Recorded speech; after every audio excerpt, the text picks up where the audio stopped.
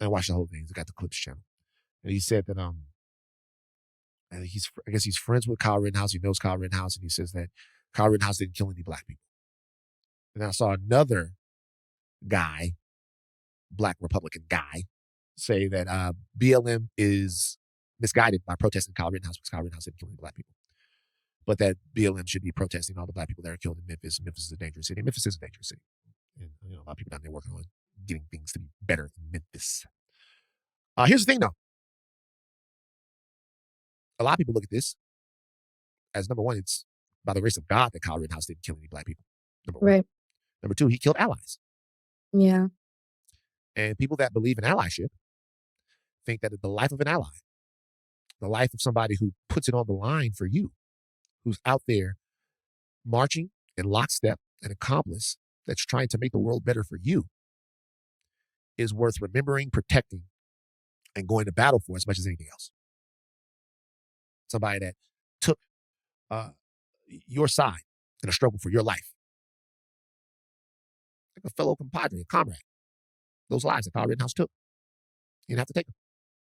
Right. He was able to beat the American court system. Good for him. That's the way that it works. But there's a social and cultural cost. And there should be. There should be a social and cultural cost. So Van Lathan, another nigga crack, said recently on his Higher Learning podcast with his big forehead Rachel Lindsay, co-host, that in their agreement, he said that Kyle Rittenhouse killed allies. These three white men is who Van Lathan sees as allies. All criminals. All convicted. Well, let's just see. One convicted of felony assault and burglary and domestic abuse, false imprisonment, and an illegal weapon. The next one, he dead though. Next guy, felony burglary, probation, illegal weapon. So he was a felon who had a gun, which is already a thing. He was on probation, so he most likely shouldn't have been out there in the protests either. And he had a gun while on probation and a felon. And then there's our favorite of all, Joseph Rosenbaum. In a world full of Rosenbaums, I'm a Rittenhouse. Sex offender level 3. And he failed to maintain his status, meaning he was moving in neighborhoods and not telling people he liked to touch little boys. And he probably shouldn't have been chasing a 17-year-old boy that night either. But I am perplexed that these niggercrats, after all the information and after everything happened with the case, they still defending these people as allies. And we know damn well that a lot of these white liberals, and I just thought about this in real time, they get to come down to, it's like their purge. It's like their version of, the room you go to, we have them all over the state now, the smash rooms. We just go in there, you put the suit on, you put the goggles on, you get to go in there with the bat and blow up some stuff and beat some stuff up. That's how some of these white liberals treat the black communities that have protests and riots and whatnot. They get to come down, leave their nice homes. I don't know about these dudes, they probably poor white trash and they live in those areas too, but as you saw the lawyer who threw the cocktail and the one chick who helped burn down the Wendy's in Atlanta, these people were not, that wasn't their community or where they lived at. And they get to come down there and they, get to have their purge on, and then they go back to their homes and their regular lives, except for the ones who were stupid enough to get caught on camera doing it and not have their face covered. They get prosecuted and go to jail, whatever, until mom and daddy bail them out or whatnot. But off the surface, you know that every single person down there is an ally.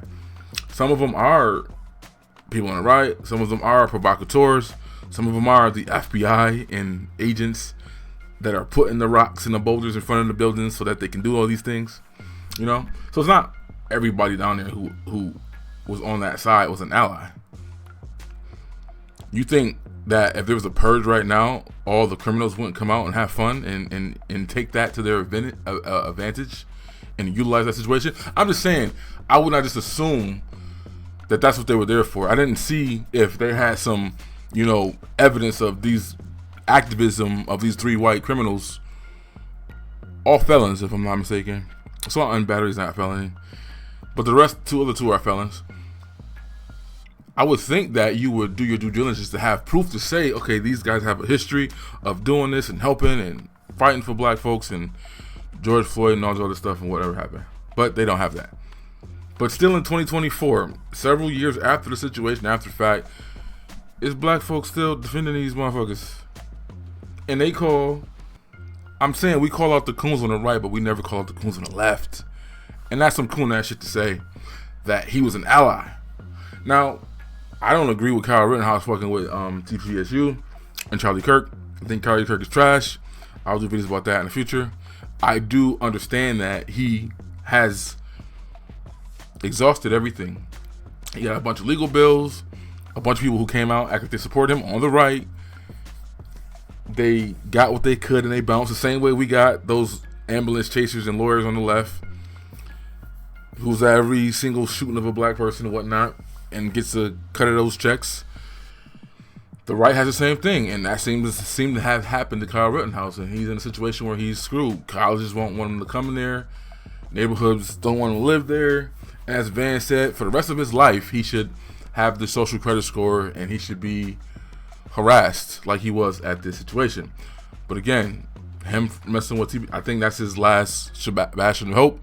I think that was his last thing. I would hope that a gun organization would have messed with him. He said that the NRA did not help him at all.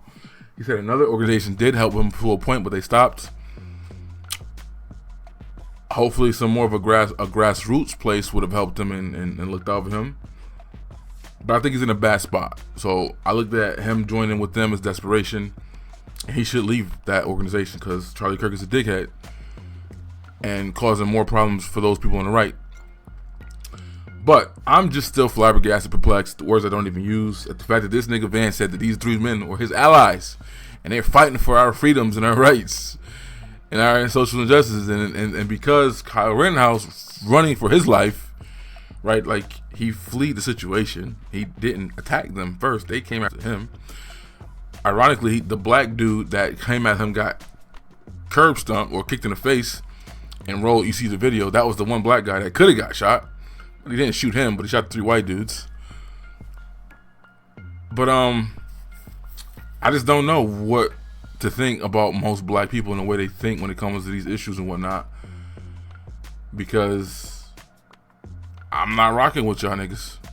Vant claims to be pro-gun in whatever way, but he's nigga crap on every other issue. But yeah, I just don't understand how you could say that after all the evidence in the case and everything happened, and now you're saying you want him to have a social credit score that's negative for the rest of his life, but you don't feel that way about actual black criminals who get out of jail and they did their time, or who beat the case and they should stop being harassed and they shouldn't bother. Or maybe you do. Maybe you think that people who get out of jail or people who beat their case, if you feel like it wasn't justice enough, that they should have a social credit score and that they shouldn't be able to live. Because I'm sure most of the prison reform advocates don't feel that way. Most of the people who beat their case and still got couldn't get a job or couldn't get housing or couldn't go to college because, you know, all those are all the things we're fighting for black men and black people, right? The difference is they actually went to jail, but I got you. I don't know. What do you think, though? Like, look at the facts of the case. The kid didn't cross state lines. It was a community that he came from. The pedophile and the other dude chased after him. I'm not chasing after somebody with an AR-15. I'm just not. I don't care. I'm not chasing nobody. Should Kyle Rittenhouse have been out there? I don't think so at all. I wouldn't want my 17-year-old kid out there. Now, if it had been my family owned a business in that neighborhood, and or a friend of a family, and we were a tight-knit community, and they said, let's go out there and watch it, I'm going to be out there with my son. But I'm not letting my kid be out there by himself. I don't think he should have been out there. But he was, and that happened, and the case proved that he didn't do anything wrong. Yet, people don't feel that way, and they want to go after him. Hopefully he does not get corrupted by these situations and become the Charlie Kirks and become what everybody on the left accuses him of being, because I don't think he's there. I think there's still innocence there in him, because you saw when he said he supported BLM and all that stuff, a lot of people on the right, that's probably why he doesn't have a home other than TPS USA, whatever, because they kind of didn't like the fact that he was saying that. He was okay with them protesting and boycotting and all that other stuff. It's just when you start vandalizing other people's shit, that's when I have a problem. So that he's in a tough place. I get it. But can we use our brain here? Like, how are these men an ally? How do you know? Can you prove that? Give me the evidence. How are you making a martyr out of a bunch of felons? A kid toucher and a woman beater. Niggas, I just can't. I don't understand. That's it for me. I've uploaded a bunch of videos and just don't. I'm doing a bunch of videos. I just don't upload them. I guess I'm gonna upload this one though. I got a bunch in an arsenal that I gotta get up there. I've been focusing more on my gun channel. Go subscribe to that. New York Gun Guy, aka Black HAYZUS 1. I've been trying to get more and more into my 2A bag and buying guns and building guns and all that. So I've been focusing more over there. Go subscribe. I will leave a link in the description for that. Hopefully once I get some more things taken care of, and I'll try to go get my instructorship so I can be an NRA instructor eventually and a trainer. That is a goal in the future. Or UCAA, whatever. NRA is trash. They don't help. They don't do anything. But they're a necessary evil. I.e., case in point, they didn't help Kyle Rittenhouse in that situation. But yeah, that's it for me. I got this at the 10-minute mark. We out.